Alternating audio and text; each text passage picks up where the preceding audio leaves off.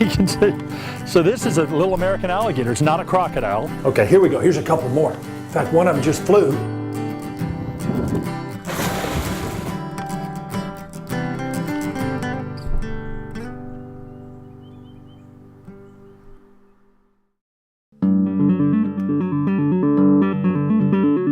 The first step to taking care of our local habitats and the plants and animals that live in them is to gain a really good understanding of just what we have. Today we're going to talk to a couple local researchers who are doing conservation work right here in the Lowcountry. If you were a Lowcountry nature artist looking for an ideal subject, then the Diamondback Terrapin might be a perfect choice. They have bold patterns and a pleasing mug that would highlight any canvas. But the problem is terrapins like this aren't nearly as common as they used to be. In fact, their numbers have declined throughout much of their range. Today, we're going to meet a couple of biologists who are looking at ways to hopefully increase terrapin numbers right here in the Lowcountry. Biologist Erin Levesque works for the South Carolina Department of Natural Resources, and she's agreed to let us help with the project today. Thank you, Erin. Thanks, Tony. Great to have you here. So I guess the first step is, what is happening to terrapins? Why are they decreasing in numbers? Well, we've seen trends in the state decline since 1995, slight downward trends, and we believe it's because they face threats from the time they're in the nest until the time they're adults. So when they're in the nest, they face raccoons digging them up, crabs getting to them. Once they emerge from the nest and they're in the high marsh, wading birds think that they're really tasty snacks. And then even once they get to adulthood, they can be captured in crab pots, or females sometimes are killed in the roads as they're crossing to find nesting areas. Since 1995, the South Carolina Department of Natural Resources has been recording captures of Diamondback terrapins in our trammel net survey, which is coast-wide. Erin, as you said, these are long-lived species, and I actually caught an animal in 1985 that is part of a study on Kiowa Island, and it was an adult female when I caught her in 1985, and other people claim they caught her, but I think I did. There are other researchers on the team. But anyway, that animal was caught just a couple of years ago in the same creek, same animal, because they were individually marked, so we knew who they were. That's I mean, amazing. think about that. That turtle could be 50, 60 years old easily. That's amazing. And that highlights another really cool aspect about Diamondback terrapin biology is that we see this high site fidelity, especially seasonal site fidelity, where we know that they migrate, maybe to find feeding areas, certainly to find nesting areas, but you can find them in the same season in the same location year after year. They're really cool animals. They are. So we're in a pond here at Waddell Mariculture Center. So what are we up to today? So we're actually going to capture some terrapins that we've been head starting here at the Mariculture Center. All right, this is my kind of day. This is my co-investigator, Andrew Gross. Hey Andrew, thanks for letting us help today. Absolutely, glad to have you guys here. So what's the plan?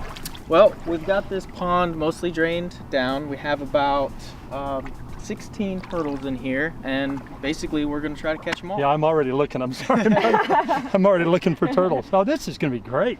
These ones are all females, and So how do you know they're females? well, actually something very cool with Diamondback terrapins and lots of other reptile species, the temperature at which the eggs are incubated actually determines if they're boys or girls. And so at warmer temperatures we get females, and at cooler temperatures we get males.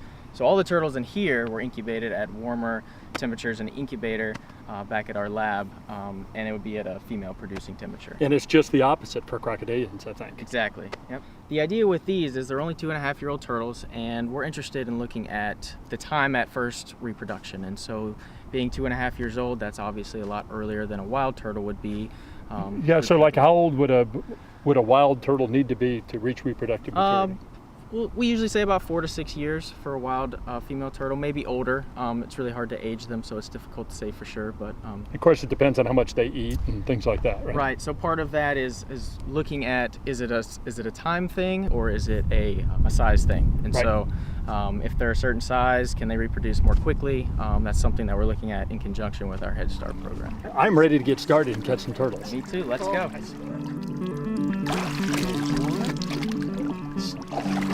So how old are these turtles? 2.5 years old. Oh my gosh, they really have grown quickly, haven't they? Oh yeah. So that's 3 already. That's 3. Erin, I noticed, look at the little fish in here. So these are So these are gobies. Wow. Yeah, and these come in through our saltwater intake when we fill the pond with water. So this is great. I also see some shrimp in here. Yeah, some grass shrimp. This is great natural food sources for these girls. Oh, wow. Oh my gosh. There's 2 more. Looks like Andrew's done this before. A few times.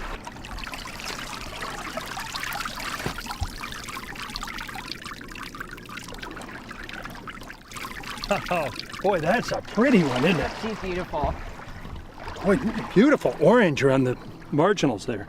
Aaron, I noticed these are really different looking. I mean, they don't all look the same, that's for sure. They are. In fact, one of this one's really different looking. Yeah, you can see how this one is much darker, and even the plastron, which is the bottom shell, this one is much brighter in color. And what we see is within a clutch of eggs, all of the brothers and sisters will have very similar coloration, but you can see that in different nests, you can get really, really different color variations. You know, and it's kind of interesting because you'd think this would blend in much better with the pluff mud, and this wouldn't as much. But I guess Spartina grass and other things, this is a good pattern to help it blend in. Good cryptic coloration. Right. This one looks like it's wearing lipstick or something, kind of. It does. The other cool thing about these turtles is that they actually see in a different light spectrum than we do. They can see in the UV light spectrum, so something that might look very colorful or very drab to us can look very different to them. So it might be enticing when they are looking for mates. Could be, could be. So you know, sometimes we find them buried in the mud. They don't even come into the water, so it may not be a bad idea to Oh, let's go look check out around the over mud. here and Yeah. see if we can find them. I'm following you guys. I know you know where to look. Oh, cool. Look at this one. Boy, that's a pretty turtle. Pretty. Really light. Very light, almost greenish. So you can already see, so this is a female, you can already see that the head's getting much wider. In fact, it's already bigger Exactly. than an adult male would be, isn't it? Yeah, she's about the maximum size that an adult male would ever reach. And their heads are tremendous. I have noticed that, and they eat slightly different things, right? They can eat bigger crabs and snails and They things like do, that. absolutely. They have really powerful crushing jaws. Just noticed how much muck I have in my hands. This is my kind of stuff. Guys, I see one more right over against the liner right here. I think this one hit liner and couldn't go any deeper. Boy, this is some thick mud too. Pull this, kind of makes a squishing noise when you pull it out. This open? Yeah. All right, here we go. Look at terrapins. Oh, Thought I think I just, hit in there. Do you feel Yeah. something? thought I saw something moving.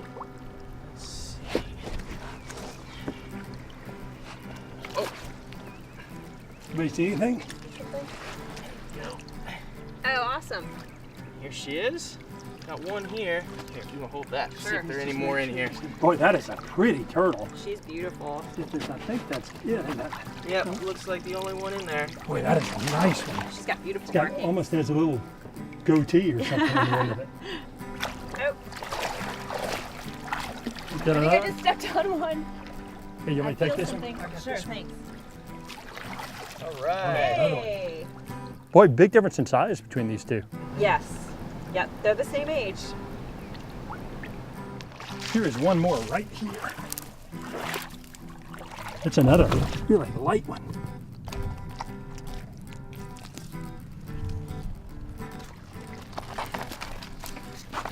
Well, I think that's everybody. All right, well, let's go work these guys up. Great.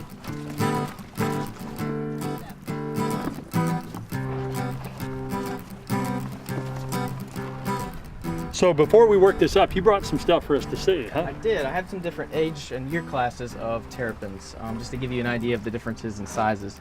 So there are a bunch in here, but these are all from this year. So these hatched in July, so they're Well, look, 5-ish so months this old. is just a few months old, Just a few months old. and then these are how old? 2.5. So this is about half a year, 2.5. And then That's we rapid growth. It is.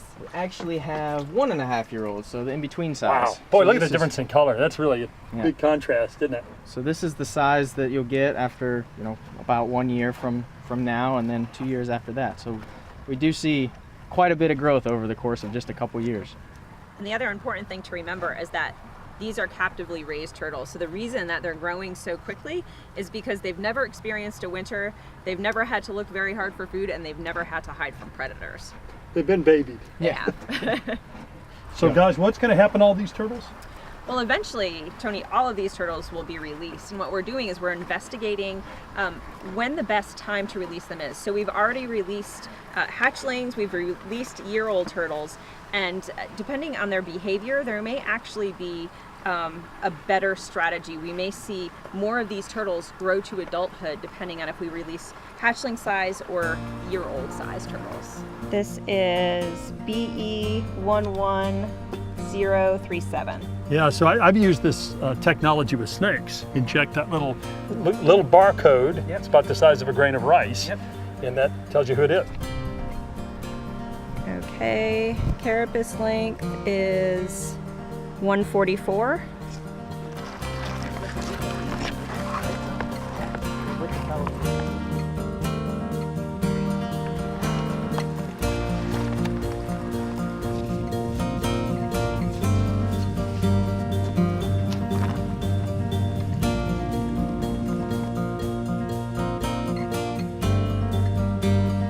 So Aaron, terrapins really are important for the environment, aren't they? They really are. Well, I mentioned earlier that it's the only species of turtle that spends its entire life in the estuary. And once they reach adult size, they really have no natural predators. And so they're a very important part of the estuarine food chain. I'll tell you, I have a real soft spot for terrapins. I just love them. And I really appreciate the work that you guys are doing, South Carolina Department of Natural Resources, to protect these turtles. And mostly I appreciate you letting me come out and work with you today. Well, it was great to have you.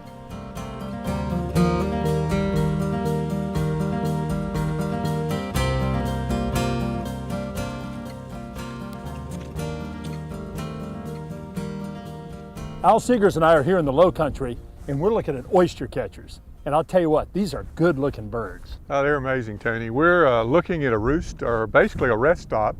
And so we're at high tide now, and these birds can't feed. All their food's underwater, so basically they're just taking a break. They're protected.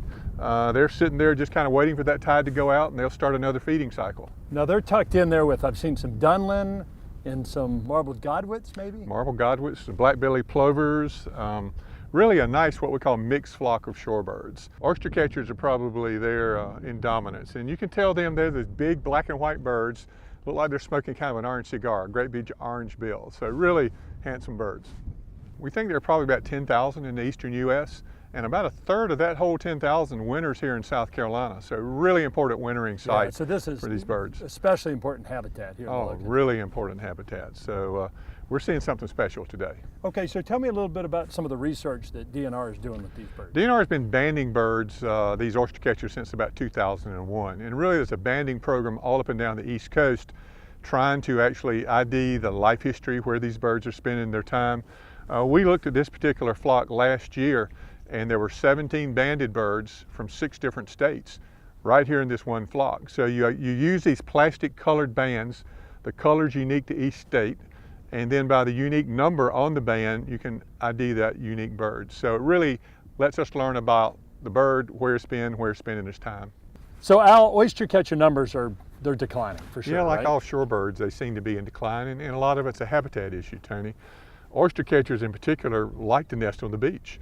They have this nice open vista, they could see predators, but probably only about 20% of them nest on the beach now in South Carolina, and it's because us humans have pretty much taken over their beaches, their natural habitat. So now most of the nesting occurs on what are called shell rigs. That's when you're out in your boat and you see this old dead pile of white shell along the edge of the creek. They utilize those for nesting, which is not nearly as good as an open beach, because if you get a great big tide, the nest overwashes and washes the eggs away, and the bird will try to nest again, but nest again on the same spot, and so often there's a lot of nest failure. They're prone to predation. They don't have the same protection there right at the edge of the marsh from raccoons, from minks, that they would again on an open beach. And of course, I imagine some birds, eagles and stuff, are predators of Oh yeah. oyster catchers too. Yeah, and they know crows will eat the eggs, gulls will eat the eggs and chicks. So they got enough to worry about without having to worry boy. about boat wakes and Yeah, high tides. And they're things having a like lot of challenges. And what we can do to protect them is in these areas we know they're nesting. If it's on a shell rake, certainly slow your boat down. Don't approach them. Don't scare the adult birds off the nest. And on beaches in particular, don't let your dogs run. Right. If there are oyster catchers around or any shorebird around, dogs are going to flush them. Predators eat the eggs overheat, the chicks starve, all kind of bad things happen. So we have not saved a whole lot of habitat for these guys, and what we have left we need to try to protect for them. I can hear these guys kind of talking away behind us. Yeah, they're chattering away. We got kind of a mixed flock vocalizing. The oyster catcher is my favorite though. He has that very distinct whistle you'll pick up on. You know, they're packed in there pretty tight, so I imagine there's a couple little disagreements. They're good friends by now though. Real estate's important, so they're amazing, and what they have to do to make a living just makes you just more and more impressed as you study these And animals. I'll tell you what, if you have not seen an oyster catcher and you live in the low country, you're missing out, aren't you? Oh man, he's the ambassador of shorebirds. He's great. Well, Al, I really appreciate what you guys are doing to try and take care of these birds. Well, our biologists are working up and down the coast, Tony, trying to protect the habitat, learn more about these birds. We recently experienced a really impressive hurricane here in the low country, and the damage to some of our nature preserves is really evident. Now, landscape ecologist Carl Olent with Spring Island has agreed to join us today to talk a little bit about some of the damage to the trees in the forest. Carl, welcome. Thank you. Well, it's a pleasure to be here, Tony. Thank you. So this was quite a storm, wasn't it? It was. It was a pretty powerful storm in some areas that hadn't had a storm in a number of years. But it's interesting the effect that it had and what trees came down and where. The degree of strength of this storm seemed to be in the wetness of the soil and then the wind that came after that. We didn't have so much trees breaking off as we had trees uprooting, like the one behind us here. Exactly. This is impressive, isn't it? It is. The whole entire root ball came down. I mean, this is also a good example of the species of tree. We had a lot of laurel oaks and water oaks that flipped up just like this one, roots up in the air. And those particular trees live to a certain age and start developing cavities inside the trunk and also root decay. So they're not as strong, the ground gets wet, the wind blows, over they come. And over they go, and boy did they push up a lot of stuff in the process. Absolutely, and push up a lot of stuff and create a whole new habitat. Well, and that's one of the things that really interests me. So we're in this little gap of sunlight, so this is true gap succession, isn't it? Absolutely, absolutely. This, prior to this tree coming down, was a very shaded spot in the forest, and we've got a lot of vegetation around us here, young trees primarily, that were waiting for an opportunity. Now they got it. And now they have it. They see the sun, they're ready to shoot up and take their place in the canopy as time goes on. So it's a bit of a disaster. It was a storm, but it was a natural disaster, and these are things that need to happen for the forest to continue to succeed. Now obviously it's one thing in the middle of the forest, but in a residential situation it's a completely different story, isn't it? Whereas in a natural forest, we've got all this vegetation below, all these young trees waiting for the opportunity to grow in the newly created sunlight and gap in the forest. In a residential setting, more times than not, you have nothing but mature trees with no young trees below to take their place. So we sort of have to take an active approach in replanting and recreating what nature would have had in a forest setting by planting young trees to take the place of those that fell. So Carl, this is kind of a mixed hardwood habitat, right? Mixed hardwoods. Okay, well let's go look at another habitat or two and just see how they fared for the storm. Sounds good.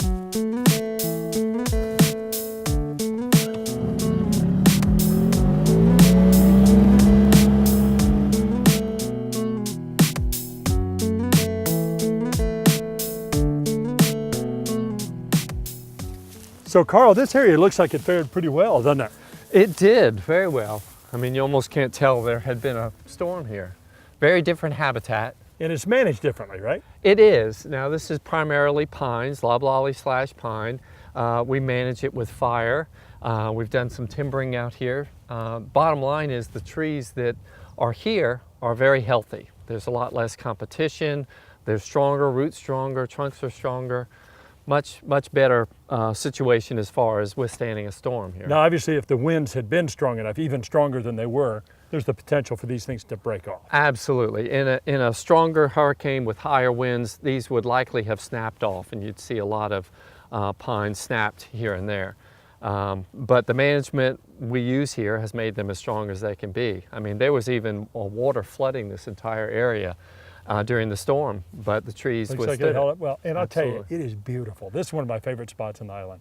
Mine too, you know, and the diversity in the ground layer here and the habitat for wildlife. I mean, the management we perform here makes for healthy trees, but also healthy habitat for wildlife. Yeah, it's good for insects, it's good for small mammals and snakes, which I love. Absolutely. Good habitat. It is. Carl, one of the trees that I want to look at is live oaks, because that's kind of the signature tree of the low country.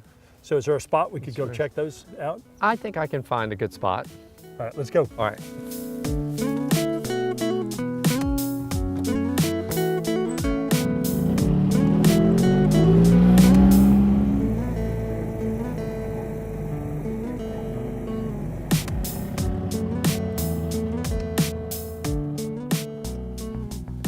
Wow, now this is a tree, huh? It is. This is a signature tree of the low country. A tree like this has a story to tell. It's been around a while.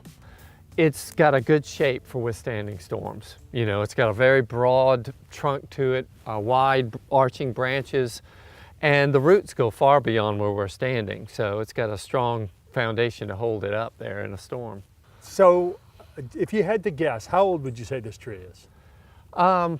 We're talking hundreds. I mean, I would be speculating, but you know, 400 or 500 years it could be. I like to think about the life of these live oaks as they grow for 100 years, live for 100 years, and die for 100 years or more. But basically, you know, they've got a much longer lifespan than most of the trees we have here. That's a really neat way of looking at it, because even when the tree starts to die, it provides habitat and beauty for a long time. In fact, speaking of the life cycle of these trees, let me show you something pretty interesting. Let's go check it out.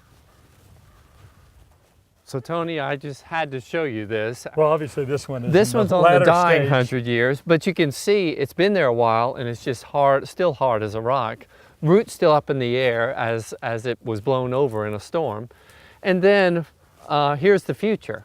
This is growing for 100 years. This is one we planted to replace this one. This is the new tree taking the place of the old in the light, creating a new habitat out of it, and still wildlife still using what's decaying on the ground. Well, Carl, thank you for joining us today. That Oh, was you're awesome. welcome. I enjoyed it very much. I've gotten a lot of questions about what animals do during a storm like this. And I think in most cases, they can go in holes underground, they can go inside a hollow tree. They have places where they can avoid rain and extreme temperatures. So I think most of them do pretty well. But I thought it'd be kind of fun to look around and just see what we can find here after the hurricane. This is actually one of my study sites, so I have a pretty good idea what lives here. So one of the things I'm doing is sampling terrestrial vertebrates, things like small mammals and snakes and lizards and things like that. And that's why I have these cover boards out. And let's flip a couple of these and see if we can turn up something. A lot of ants.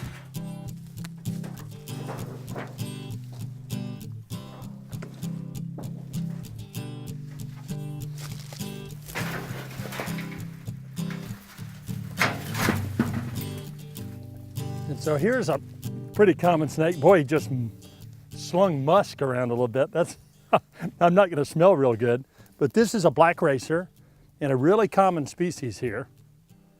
And you can see the musk on my hands. Oh, anyway, black racers are really common here, but I don't know if you noticed, but there's a nice hole under this piece of tin. So I'm sure what this guy did during the storm is just go underground. And I'm really surprised I haven't been bitten yet, but I might rather be bitten than musked, actually, if I had a choice. Let's let this guy go.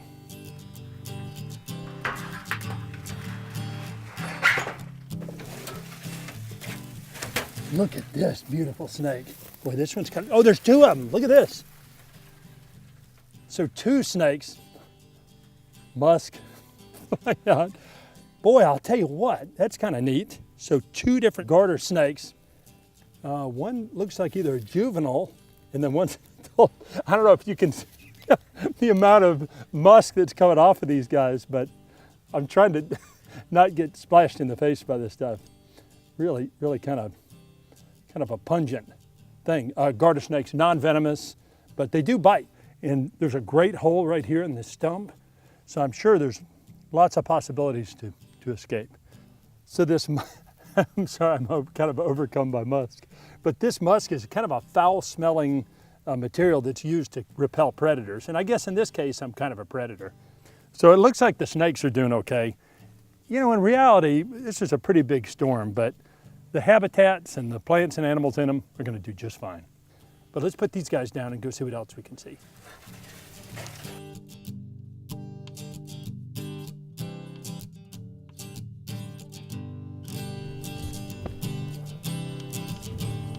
So here's a turtle, a slider turtle. Looks like a male, and I can tell by the tail and how dark it is. And so this little guy's probably trying to find, you know, there's a lot of new water around, so it's probably headed to a new pond. Of course, in a storm like we just had, a slider turtle can just sit underwater. Looks like it's doing fine though.